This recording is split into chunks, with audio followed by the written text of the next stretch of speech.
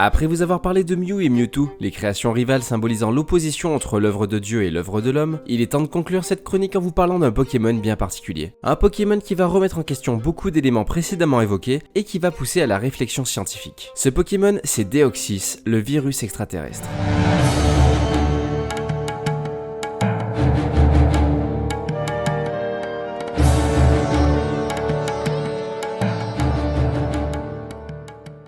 Deoxys est un Pokémon extraterrestre, et par cette origine plutôt particulière, il ouvre un champ de questions portant à la fois sur l'origine de la vie et sur l'importance des humains dans l'univers. Certains Pokémon provenant de l'espace ont déjà échoué sur Terre par le passé, mais Deoxys est un cas isolé car il est extrêmement intelligent et possède de grandes capacités d'adaptation. Pour faire simple, il est un mystère du cosmos portant le symbole de la vie intelligente et extérieure à la planète. Deoxys est issu de la 3e génération qui, rappelons-le, se concentre sur la formation de la Terre et sur la naissance de la civilisation. On a d'ailleurs vu que tous les Pokémon de cette génération été inspiré de récits bibliques. Ici, Deoxys représente donc l'antithèse de ces histoires génésiaques et fait particulièrement opposition à Latias et Latios qui apportaient la foi, en apportant de son côté le questionnement scientifique. Deoxys est de type Psy et mesure 1m70 pour 60,80 kg, ce qui est plutôt troublant puisqu'on remarque que malgré ses origines extraterrestres, sa morphologie et ses proportions ressemblent à celles d'un être humain. En se basant sur le principe de l'évolution des espèces, on peut penser que Deoxys est un Pokémon ayant atteint un stade similaire à celui de l'homme, car en plus d'être très intelligent, il semble pouvoir faire face à son environnement avec aisance. Alors que les humains dominent la Terre, l'espèce de Deoxys dominait certainement leur planète. Mais il faut admettre que le Pokémon extraterrestre semble toutefois supérieur aux hommes. La raison à ça, c'est qu'il possède une capacité de régénération hors du commun et a le contrôle sur sa propre structure génétique. Grâce à cette faculté, il peut changer de forme à volonté pour mieux faire face aux obstacles qui lui barrent la route. Ainsi, en plus de sa forme de base, il peut prendre une forme agressive pour attaquer ses ennemis, une forme défensive pour mieux se protéger, ou encore une forme véloce pour gagner en vitesse. Le nom de Deoxys provient de l'acide désoxyribonucléique, mot complexe se cachant derrière le sigle ADN. D'ailleurs, l'accent est particulièrement mis sur ce terme puisque c'est également la description du Pokémon dans le Pokédex. Et pour ceux qui ne savent pas ce qu'est l'ADN, il s'agit d'une macromolécule présente dans toutes les cellules d'un être vivant et qui contient son génotype. On voit donc que les thèmes de la génétique et de la vie extraterrestre sont particulièrement mis en avant grâce à Deoxys dont la venue porte plusieurs significations. D'une part, son existence remet en doute l'idée de la création divine et fait référence à la théorie des origines bactériologiques de la vie sur Terre. D'après celle-ci, les tout premiers organismes proviendraient de l'espace et plus précisément des météorites qui auraient frappé la planète. Grâce à cette action, des bactéries extraterrestres se seraient propagées dans cet environnement disposant d'eau et auraient évolué durant des milliards d'années jusqu'à donner la faune que l'on connaît aujourd'hui. Ensuite, avec un aspect plus fantastique, Deoxys porte la représentation du mystère extraterrestre qui à la fois fascine et effraie les hommes. Ils sont excités à l'idée d'en connaître davantage sur un domaine qu'ils maîtrisent peu, mais sont apeurés par le fait que derrière le mystère se cache peut-être une menace. Le dernier point assez intriguant à son sujet, c'est sa représentation sous forme de triangle qu'il adopte notamment lorsqu'il est libéré de sa météorite. Et c'est tout simplement une référence au triangle noir, également appelé delta noir, qui sont des ovnis observés par un certain nombre de personnes depuis les années 40. En faisant le rapprochement avec l'arrivée de Deoxys, on peut donc penser qu'il s'agit pour lui d'une sorte de forme de voyage. On va maintenant voir dans cette seconde partie pourquoi et comment Deoxys est arrivé sur Terre et qu'est-ce que cet événement a permis de questionner. Et vous allez voir que l'anthropocentrisme évoqué jusqu'ici va sérieusement être contesté. Tout d'abord, il faut garder à l'esprit qu'on ne connaît que très peu de choses sur ce Pokémon. C'est pourquoi il est facile d'en avoir une vision erronée et de surinterpréter certains éléments. On va donc rentrer dans des suppositions en restant le plus logique possible. Le premier point que j'aimerais aborder à son sujet est sa qualification de virus extraterrestre qui est plus une image qu'une réalité. On sait que Deoxys est arrivé sur Terre grâce à une météorite et qu'il a été libéré par un rayon. Et d'après certains scientifiques, la météorite en question contenait un virus qui a muté dès sa libération. Mais ce n'est pas la réalité des choses puisqu'il est impossible qu'un agent infectieux mute aussi rapidement en une forme de vie aussi intelligente et méthodique.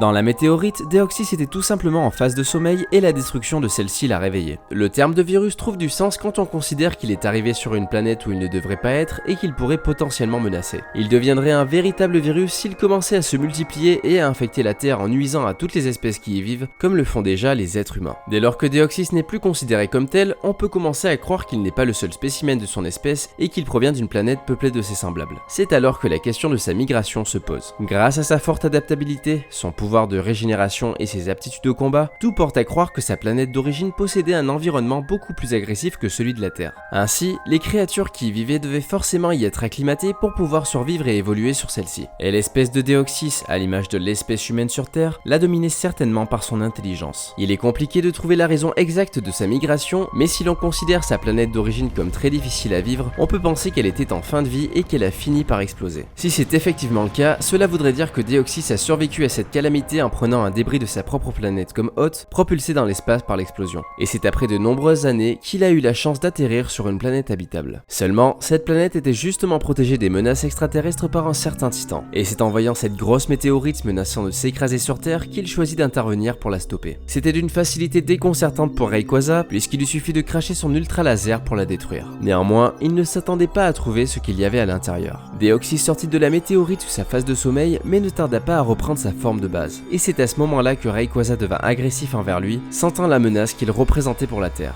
Ainsi, si l'on prête à Deoxys l'image du virus, il est alors légitime de donner à Rayquaza le rôle de l'anticorps. Ce dernier fit tout son possible pour repousser l'extraterrestre, mais Deoxys réussit malgré tout à s'infiltrer sur Terre, devenant alors une nouvelle menace dont l'humanité se serait bien passée. Il est assez difficile de connaître les véritables intentions de Deoxys, car il pourrait très bien tenter de s'intégrer de manière pacifique. Mais il faut se rendre compte que si Rayquaza l'a considéré comme une menace, c'est qu'il n'est pas sans danger pour les habitants de la planète. On a déjà vu grâce aux hommes que plus l'intelligence et l'adaptabilité d'une espèce est développée, plus son esprit de domination la pousse à contrôler son environnement. Toutefois, de par sa solitude, Deoxys ne tentera certainement pas le diable. Néanmoins, s'il devait s'attaquer à l'environnement terrestre, il risquerait de faire face à certaines surprises pouvant mettre fin à sa survie. Il n'y a plus qu'à espérer qu'aucune autre météorite de ce genre ne s'écrase sur la planète, auquel cas la situation risquerait de se compliquer. Maintenant, on va voir toutes les affirmations et les croyances que l'arrivée de Deoxys remet en question. Pour commencer, il représente la vie extraterrestre intelligente et conteste l'idée que les hommes soient au centre de l'univers. Arceus aurait donc créé une multitude de planètes destinées à accueillir la vie, sans faire de distinction ni de préférence envers aucune d'entre elles. S'il n'a effectivement pas favorisé l'espèce humaine, alors tout événement jugé divin n'est peut-être que le fruit du hasard interprété par les hommes comme un acte de Dieu. Ainsi, le sauvetage de Rayquaza, l'éveil de Regigigas et l'arrivée de Lugia et Ho-Oh n'ont peut-être rien de miraculeux. Deoxys est apparu à une époque où la science est devenue plus grande que la religion, mais malgré tout, beaucoup d'hommes sont restés fidèles à Arceus pour une raison très simple. Bien que la pensée humaine se soit globalement rationalisée, certains ont pensé que la religion répondait à des questions que la science ne pouvait résoudre. Pour eux, des messagers seraient venus sur Terre pour apporter la connaissance aux hommes et les guider vers la meilleure évolution possible. Et ils les auraient également éclairés sur le sens de l'existence en leur montrant l'origine de l'univers et de la vie.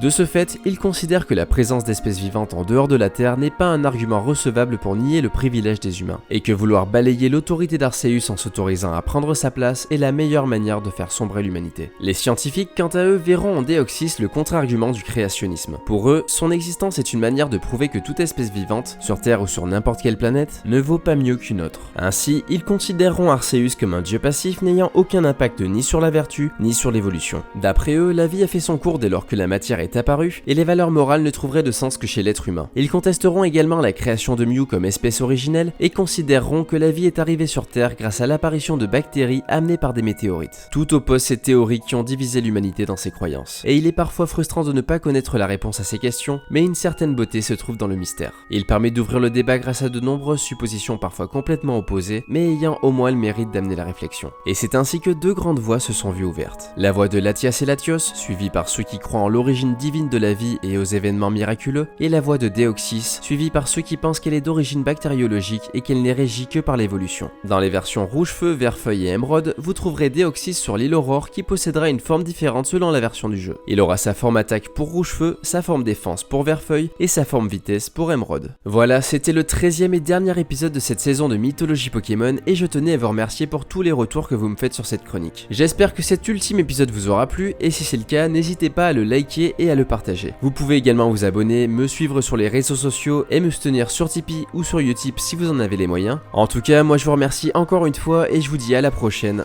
Ciao.